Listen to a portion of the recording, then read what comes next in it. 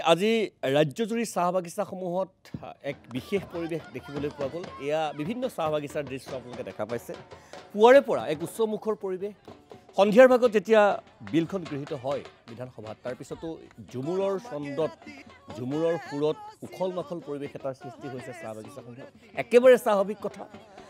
মাটিৰ পট্টা যিটো এটা দীৰ্ঘদিনীয়া দাবী আছিল চাহ জনগোষ্ঠীয় বা আদিবাসী ৰাইজৰ, সেই দাবী আজি সম্পূৰ্ণ হৈছে। গতিকে তেখেতসকলে এটুকুৰা মাটি পাব, নিজৰ নামত মাটিৰ অধিকাৰ পাব। এয়া একেবাৰে সাধাৰণ কথা নহয়। ২০০ বছৰীয়া যিটো আমি বঞ্চনা বুলি কওঁ, যিটো আমি শোষণ বুলি কওঁ, নিষ্পেষণ বুলি কওঁ, যিয়ে নকওঁ কিয়, আজি এই গোটেই পৰিকথাবোৰৰ পৰা মুক্ত হৈছে চাহ জনগোষ্ঠীয় ৰাইজ। আৰু এই মুহূৰ্তত মই পোনে পোনে দিছপুৰৰ পৰা সংযোজিত হ'ব বিচাৰিছোঁ ৰাজ্যৰ কাৰাগাৰ, হোমগাৰ্ড, শ্ৰমিক উন্নয়ন আৰু চাহ জনগোষ্ঠী আদিবাসী উন্নয়ন দপ্তৰৰ মন্ত্ৰী তথা অসম চাহ মজদুৰ সংঘৰ সাধাৰণ সম্পাদক ৰূপেশ গোৱালাৰ সৈতে। গোৱালা ডাঙৰীয়া, স্বাগতম জনাইছোঁ। প্ৰথমতে অভিনন্দন, শুভেচ্ছা সকলোখিনি। The Assam Fixation of Ceiling of Land Holding Amendment Bill 2025 আজি যেতিয়া উত্থাপন কৰে ৰাজহ মন্ত্ৰী কেশৱ মহন্তই, যেতিয়া আপুনি নিজৰ বক্তব্য দিবলৈ আগবাঢ়িছিল ৰূপেশ গোৱালা ডাঙৰীয়া, আপোনাক যথেষ্ট আৱেগিক পৰিৱেশ এটাত দেখা পোৱা গৈছিল। আপুনি কথাখিনি কওঁতে আপুনি আপোনাৰ উপৰিপুৰুষৰ কথা স্মৰণ কৰিছিল, আপোনাৰ নিজৰ নামতো যে মাটি নাই সেইটো কথা উল্লেখ কৰিছিল। গোটেই কথাখিনি কওঁতে আপোনাক যথেষ্ট আৱেগপ্ৰৱণ দেখা পোৱা গৈছিল। সঁচা কথা, এইটো একেবাৰে সত্য কথা যে চাহ জনগোষ্ঠীয় ৰাইজৰ বাবে আজিৰ দিনটোত এটা ঐতিহাসিক দিন। মই বাকীখিনি কথালৈ যাম, কিন্তু মুখ্যমন্ত্ৰীৰ যিখিনি কথা বতৰা আপুনি নিশ্চয় শুনিছিল, মই তাত হুলস্থুল হৈছে সেইখিনি বাদ দি গোটেই প্ৰক্ৰিয়াটোক লৈ পেলাই ACMSৰো আপুনি সাধাৰণ সম্পাদক আৰু আপুনি চৰকাৰৰো সদস্য, এগৰাকী মন্ত্ৰী, আপোনাৰ কথাখিনি শুনিবলৈ চেষ্টা কৰিম। গোৱালা ডাঙৰীয়া। হয়, আজি দিনটো সঁচাকৈ অসমৰ ইতিহাসত এক উল্লেখযোগ্য দিন হৈ ৰ'ব। কেৱল অসমৰ চাহ জনগোষ্ঠী বা চাহ বাগিচা শ্ৰমিক ৰাইজৰ বাবে নহয়, সমগ্ৰ অসমৰ বাবে আৰু বিধানসভাৰ বাবে আজি এটা মানে সোণালী আখৰেৰে লিখি থ'বলগীয়া দিন। ২০০ বছৰৰ বঞ্চনা, লাঞ্ছনা, শোষণ, শাসন, এই সকলোখিনিৰ আজি মই ভাবোঁ অন্ত পৰিছে। আমাৰ যিসকল বাগিচাৰ লোক দেশৰ বিভিন্ন প্ৰান্তৰ পৰা আজিৰ পৰা প্ৰায় ২০০ বছৰ আগত যেতিয়া আহিছিল, তেওঁলোকে নিজৰ লগত একোৱে আনিব পৰা নাছিল। য'ত যেনেকৈ আছিল তেনেকৈ তেওঁলোকক ফ'ৰ্চফুলি মাইগ্ৰেট কৰি অসমলৈ অনা হৈছিল অসমৰ বাগিচাত কাম কৰিবলৈ। তাৰ ভিতৰত বহুতে যাবও খুজিছিল, কিন্তু এবাৰ বাগিচাত সোমাই যোৱাৰ পিছত তাত যিহেতু এটা বেলেগ ধৰণৰ শাসন ব্যৱস্থা আছিল, তেওঁলোকে বাগিচাৰ পৰা ওলাই যাব পৰা কোনো ধৰণৰ পৰিৱেশ নাছিল। কিন্তু শেষত এটা সময় আহিল যেতিয়া তেওঁলোকে বাগিচাখনক, অসমখনক নিজৰ বুলি আঁকোৱালি ল'লে আৰু ইয়াৰ বায়ু, মাটি, পানীত মিলি গ'ল আৰু অসমীয়া জাতিৰ অবিচ্ছেদ্য অংগ হ'ল। কিন্তু এটা কথা আমি ক'বই লাগিব যে দেশত বা ৰাজ্যত যদিও শাসন ব্যৱস্থা আছে, গণতান্ত্ৰিক পদ্ধতিৰে নিৰ্বাচিত চৰকাৰ আছে, কিন্তু বাগিচাবিলাকত আজিৰ তাৰিখতো চাহাবৰ শাসন চলে, মালিকৰ শাসন চলে। তাত যদি কোনোবাই ঘৰ বনাবলগীয়া হয়, কোনোবাই যদি যিকোনো কাম কৰিবলগীয়াৰ ক্ষেত্ৰত চাহাবৰ অনুমতিৰ প্ৰয়োজন হয়। মই যিখিনি কথা বিধানসভাৰ মজিয়াত কৈছিলোঁ, মই বাগিচাত থকা এজন ল'ৰা হিচাপে সেই কথাখিনি কৈছিলোঁ। আৰু কেৱল মোৰেই নহয়, বাগিচাত থকা প্ৰতিগৰাকী ব্যক্তিয়ে সেই কথাবিলাক পদে পদে অনুভৱ কৰে যে বাগিচাত মানে এটা দাসত্বৰ দৰে এটা পৰিৱেশ অপ্ৰিয় হ'লেও আছে বুলি ক'লেও ভুল কোৱা নহ'ব। কাৰণ তাত যিসকল শ্ৰমিক বসবাস কৰে, তেওঁলোকৰ বসবাস কৰা জেগাটো তেওঁলোকৰ নিজৰ নহয়, ঘৰটো নিজৰ নহয়। যিদিনা অৱসৰ লয়, ৰিটায়াৰমেণ্ট হয়, তাৰপিছত তেওঁ ঘৰ এৰিবলগীয়া হয়। এটা ব্যৱস্থা হয়তো এটা সময়ত চাহ মজদুৰ সংঘৰ কাৰণে প্ৰৱৰ্তন হৈছিল, বদলি প্ৰথা বা ৰিপ্লেচমেণ্টৰ প্ৰথা। এই প্ৰথাটোৰ কাৰণে ঘৰৰ কোনোবা এজন মানুহে কামটো পায়, কিন্তু ঘৰততো এজনে মানুহ নাথাকে, পৰিয়াল বৃদ্ধি পায়, পৰিয়ালৰ লোকৰ সংখ্যা বৃদ্ধি পায়, সেইকাৰণে ঘৰটো ডাঙৰ কৰিবলৈ খোজে, ক'ৰবাত ৰুম এটা এক্সটেনশ্যন কৰিব খোজে। ইভেন ঘৰৰ ফ্ল'ৰটো যদি পকা কৰিবলগীয়া হয়, চাহাবে আহি বাধা দিয়ে। ঘৰৰ এক্সটেনশ্যন কৰিবলৈ হ'লে চাহাবে আহি বাধা দিয়ে। বাথৰুম বনাবলৈ হ'লে চাহাবে আহি বাধা দিয়ে। তেনেকুৱা ধৰণৰ বহু কাহিনী, বহু কথা বাগিচাবিলাকক ঘটি আহিছে। মই এনেকুৱাও দেখিছোঁ যে বহু বাগিচাৰ শ্ৰমিকে, কাৰণ মই যিহেতু আজি প্ৰায় ২০০১ চনৰ মানৰ পৰা চাহ মজদুৰ সংঘৰ লগত জড়িত, আমি দৈনন্দিন চাহ মজদুৰ সংঘৰ কাৰ্যালয়ত এনেকুৱা ধৰণৰ ১০টা-১৫টা কেছ পাওঁ যে কোনোবাই অৱসৰ লৈছে, কিন্তু তেওঁৰ ঘৰত কাম ল'বলৈ মানুহ নাই, গতিকে চাহাবে তেওঁ ঘৰটো খালী কৰিবলৈ কৈছে, নহ'লে তেওঁ প্ৰভিডেণ্ট ফাণ্ড, গ্ৰেজুইটি এইবিলাক নাপাব। তো এনেকুৱা ধৰণৰ অজস্ৰ কাহিনী আমি দেখা পাইছিলোঁ এইবিলাক মানে এনেকুৱা বেদনা যিবিলাক বেদনা ব্যাখ্যা কৰিব নোৱাৰি আজি এই সকলোবিলাকৰ অন্ত পৰিছে আৰু 200 বছৰ পিছত সঁচা অৰ্থত বাগিচাৰ লোকসকলে স্বাধীনতা পাইছে বুলি ক'লেও ভুল কোৱা নহ'ব আজি নিজৰ বুলিবলৈ এটুকুৰা মাটি হ'ব নিজৰ বুলিবলৈ ঘৰ হ'ব য'ত তেওঁ সন্মানে থাকিব পাৰিব নিজৰ পৰিয়ালক লৈ পেলাই মই এনেকুৱাও দেখিছোঁ যে কোনোবা ঘৰৰ ভাল ভাল চোকা ল'ৰা আছে তেওঁলোকে বাহিৰত কাম কৰিব খুজিছে বাহিৰত ওলাই যাব খুজিছে কিন্তু পৰিয়ালৰ অভিভাৱকে তেওঁলোকৰ এজনক ঘৰতে ৰাখি থ'ব খোজে কাৰণ তেওঁৰ ৰিটায়াৰমেণ্টৰ পিছত তেওঁৰ সেই ল'ৰাটোক তেওঁ চাকৰি দিব লাগিব নহ'লে ঘৰটো নাথাকিব তো তেনেকুৱা বহু কাহিনী বহু কথা বাগিচাত হৈছে যিবিলাক মৰ্মবেদনা যদি বাগিচাত আপোনালোকে সোমাই যায় আপোনালোকে দেখা পাব সেইকাৰণে এই দিনটোৰ সমান মানে ভাল দিন এই দিনটোৰ সমান মানে এচিভমেণ্ট চাহ জনগোষ্ঠী সমাজৰ কাৰণে হ'বই নোৱাৰে এইটো বহুত ডাঙৰ সন্মান বুলি ক'ব লাগিব যিটো সন্মান আজি এই চৰকাৰখনে দিছে একমুখে আমি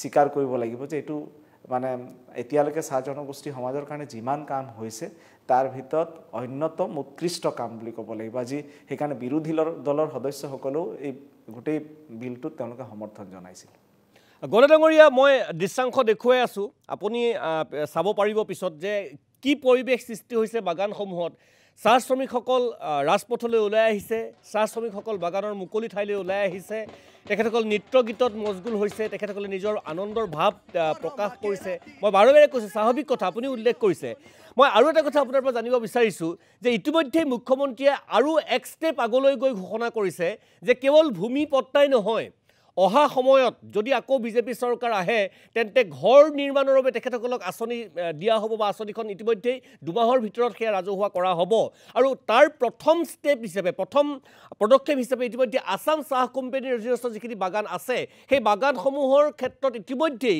নিৰ্বাচনৰ পূৰ্বে গৃহ নিৰ্মাণৰ বাবে এটা যিটো আঁচনি সেইটো কাৰ্যকৰী হ'ব মুঠৰ ওপৰত আৰু এটা ষ্টেপ আগবাঢ়ি গৈছে আপুনি যিহেতু চাহ জনগোষ্ঠী আদিবাসী উন্নয়ন দপ্তৰৰ মন্ত্ৰী সেই পৰিকল্পনাখিনিৰ কথা অকণমান জানিব বিচাৰিম গৌৰা ডাঙৰীয়া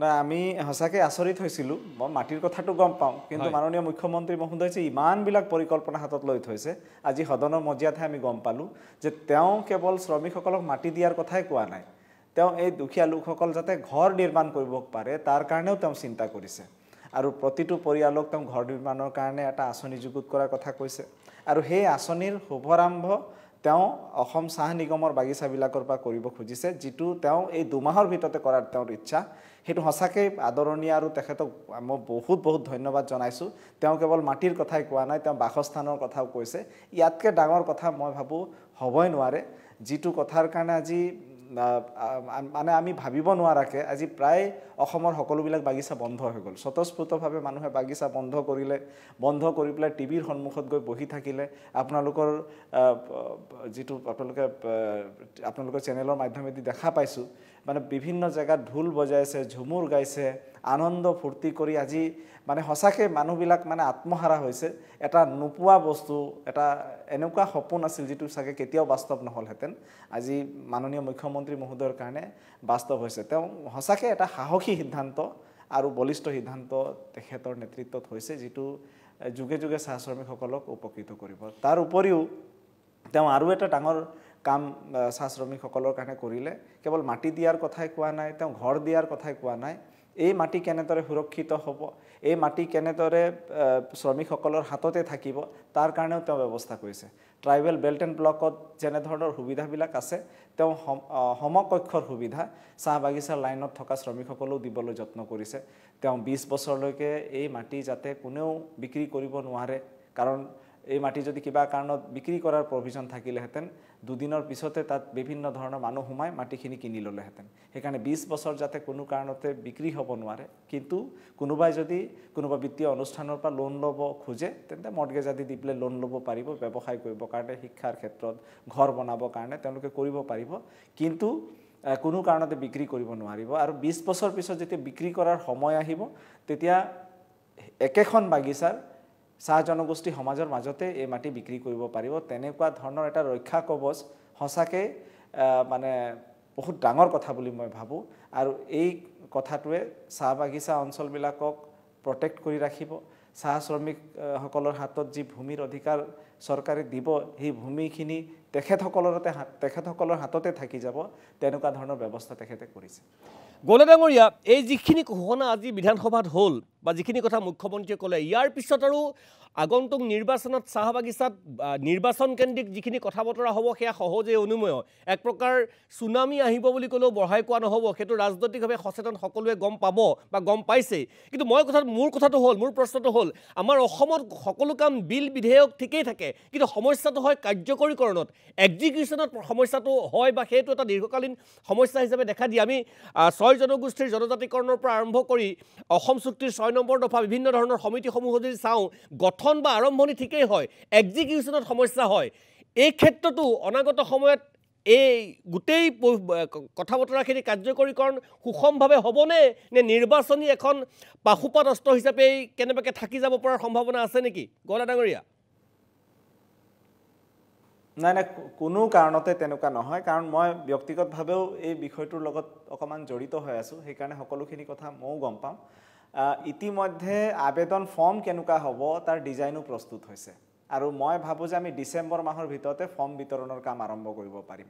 আৰু যদি সকলো ঠিকে থাকে তেন্তে যিখিনি আমি প্ৰস্তুত কৰিব পাৰোঁ ফেব্ৰুৱাৰী মাহৰ ভিতৰত মাননীয় মুখ্যমন্ত্ৰী মহোদয়ৰ ইচ্ছা আছে এটা লট পট্টা শ্ৰমিকৰ হাতত তুলি দিয়াৰো তেখেতৰ ইচ্ছা আছে। গতিকে তেনেকুৱাকৈ গোটেই প্ৰক্ৰিয়াটোক সাজু কৰি তোলা হৈছে। এইটো কেৱল কথাই নহয়, কেৱল বিল আনিয়ে বিলখন গৃহীত কৰিয়ে চৰকাৰে নিজৰ দায়িত্ব সামৰি নলয়, নিৰ্বাচনৰ পূৰ্বে ইয়াৰ কাৰিকৰী ৰূপো ৰাইজে দেখা পাব। মোৰ অন্তিমটো প্ৰশ্ন গৌলা ডাঙৰীয়া, ৰাতিপুৱাৰ পৰা আপুনি বিধানসভাত দেখিছোঁ এতিয়াও ব্যস্ত হৈ আছে, মই গতিকে বেছি সময় আপোনাৰ পৰা নলওঁ। মোৰ শেষ প্ৰশ্নটো অলপ পৃথক। আজিৰ দিনটো নহয়, হ'ব লগা কাইলৈৰ দিনটো অত্যন্ত গুৰুত্বপূৰ্ণ দিন। অসম বিধানসভাত এটা গুৰুত্বপূৰ্ণ বিষয় কাইলৈ উত্থাপিত হ'ব।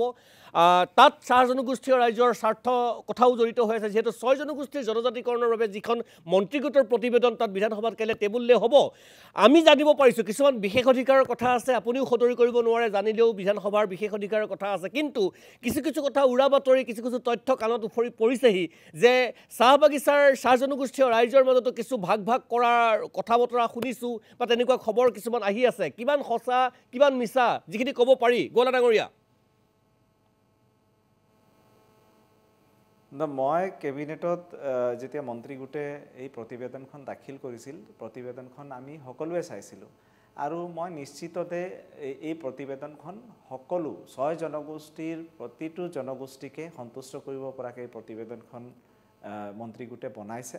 আৰু কালি যেতিয়া মন্ত্ৰীগোটে এই প্ৰতিবেদনখন প্ৰদান কৰিব, দাঙি ধৰিব সদনৰ মজিয়াত, মই ভাবোঁ সকলোৱে সন্তুষ্ট হ'ব, কাৰণ মাননীয় মুখ্যমন্ত্ৰী মহোদয়ে সকলো জাতি জনগোষ্ঠীকে সমানে আগবঢ়াই লৈ যোৱাৰ তেওঁৰ সপোন, আৰু যিখিনি বাধা বিঘিনি বিভিন্ন সময়ত আহিছিল সেইখিনি কিয় আহিছিল, কিয় হোৱা নাছিল, ক'ত কি অন্তৰায় আছিল, সেইখিনিও কালি ৰাইজে গম পাব। ধন্যবাদ জনাইছোঁ। সেয়া আছিল মন্ত্ৰী ৰূপেশ গৌলা ডাঙৰীয়া। আমি আশা কৰিম যে সকলোখিনি কথা ভালদৰে হ'ব, কাৰ্যকৰী হ'ব, চাহ জনগোষ্ঠীয় ৰাইজৰ অধিকাৰ সুৰক্ষিত হ'ব। আপোনাক ধন্যবাদ জনাইছোঁ এইখিনি সময় আমাক দিয়াৰ বাবে। আৰু এই দৃশ্য মই পুনৰবাৰ কৈছোঁ, ৰাজ্যৰ চাহ বাগিচাৰ প্ৰায় 250 বছৰীয়া চাহ বাগিচাৰ ইতিহাসত আজি এটা ঐতিহাসিক দিন। এটি কলি দুটি পাতত আজিৰ দিনটো সোণালী আখৰেৰে লিখা থাকিব চিৰদিনৰ বাবে অসম বিধানসভাত। আজি the Assam fixation of land holding amendment bill বা এমেণ্ডমেণ্ট অৰ্ডিনেন্স উত্থাপন হ'ল, তাৰপিছত বিল হ'ল, গৃহীত হ'ল। চাহ শ্ৰমিকৰ চাহ জনগোষ্ঠীয় ৰাইজৰ ভূমিপট্টা নিশ্চিত কৰিছে ৰাইজে। বিভিন্ন স্থানৰ পৰা প্ৰতিক্ৰিয়া আহিছে, মই অকণমান শুনাবলৈ চেষ্টা কৰিম। যিহেতু আমাৰ অসমৰ মুখ্যমন্ত্ৰী সন্মানীয় শ্ৰীযুত হিমন্ত বিশ্ব শৰ্মা মামা, আমি আমাৰ অসম চাহ মজদুৰ সংঘ ACMSৰ তৰফৰ পৰা, শ্ৰমিক ৰাইজৰ তৰফৰ পৰা অশেষ ধন্যবাদ জ্ঞাপন কৰিছোঁ। যিহেতু ইমান চৰকাৰ আহি গ'ল, কিন্তু আজিলৈকে আমাৰ চাহ শ্ৰমিকৰ একো সুবিধা কৰিব নোৱাৰিলে, কিন্তু আমাৰ বিজেপি চৰকাৰ হিমন্ত মামা অহাৰ লগে লগে আমাৰ চাহ শ্ৰমিকৰ আজি মাটি পট্টা প্ৰদান কৰিছে। গতিকে আমি বহুত সুখী আছোঁ। আৰু আমাৰ যিহেতু চাহ শ্ৰমিকৰ মজুৰি আছে, জনজাতিকৰণৰ প্ৰক্ৰিয়া আছে, 6 জনজাতি প্ৰক্ৰিয়া আছে, সেইটো যদি মামা আমাক সম্পূৰ্ণ কৰি দিয়ে, আমি বিজেপি মামাক একদম পুৰা ফাটাফাটি ভোট দিম। কিন্তু মোৰ ভাষা নাই, মোৰ ইমান ফূৰ্তি লাগিছে। লগতে মামাক ধন্যবাদ জ্ঞাপন কৰিছোঁ। আজি আমি ইমান দিনৰ অপেক্ষা, ইমান দিনৰ কষ্ট বহুত ত্যাগ আমি কৰি আমি 200 বছৰ আমি ইয়াত ৰাজত্ব কৰি আজি যিটো আমি এখোজ আগবাঢ়িব পাৰিছোঁ আমি তাৰ বাবে আমি অশেষ ফূৰ্তি আছোঁ আৰু আমি আশা কৰিছোঁ এনেকৈ আমাক মামাই আমাক এই চৰকাৰে আমাক আৰু আমাৰ যিখিনি দাবী ST দাবী আছে আমাৰ ST দাবীৰ লগতে আমি জুবিনদাৰ ন্যায়ৰ বাবেও আমাক এনেকুৱা যি আমাক ফূৰ্তি দিছে আমাক জুবিনদাক ন্যায় দিলে আমিও ফূৰ্তি পাম আৰু লগতে আমাক যিটো ST আমাক ST দি দিয়ক মামা আমি সদায় আপোনাক আমাক এই চৰকাৰ আমি বিচাৰি থাকিম বিচাৰি আছিলোঁ আপুনি এনেকৈ কাম কৰি যাওক আমি সদায় আপোনাৰ লগত আছোঁ যুগ যুগ ধৰি আদিবাসীসকল চাহ শ্ৰমিকসকল শোষণ বাঞ্ছনাৰ বলি হৈ আহিছিল আজি আমাক অসম চৰকাৰে যি ধৰণৰ পদক্ষেপ লৈছে বৃহৎ পদক্ষেপ অসমৰ আদিবাসীসকলৰ চাহ শ্ৰমিকৰ কাৰণে শলাগ ল'বলগীয়া হয় আমি সঁচাকৈয়ে আজি তাৰিখত অসমৰ মুখ্যমন্ত্ৰী ডক্টৰ হিমন্ত বিশ্ব শৰ্মা মহোদয়ক আমি অন্তৰেৰে তেখেতক ধন্যবাদ জ্ঞাপন কৰিছোঁ কাৰণ বহুত চৰকাৰ আহিল বহুত গ'ল কিন্তু এনেকুৱা পদক্ষেপ লোৱা দেখা পোৱা নগ'ল কিন্তু আজি অসমৰ মুখ্যমন্ত্ৰী ডক্টৰ হিমন্ত বিশ্ব শৰ্মা মহোদয়ে আমাৰ আদিবাসী জনগোষ্ঠীৰ কাৰণে যি পদক্ষেপ লৈছে এক বৃহৎ পদক্ষেপ এইটো আমাৰ আদিবাসী চাহ শ্ৰমিকৰ কাৰণে এক ঐতিহাসিক দিন হয়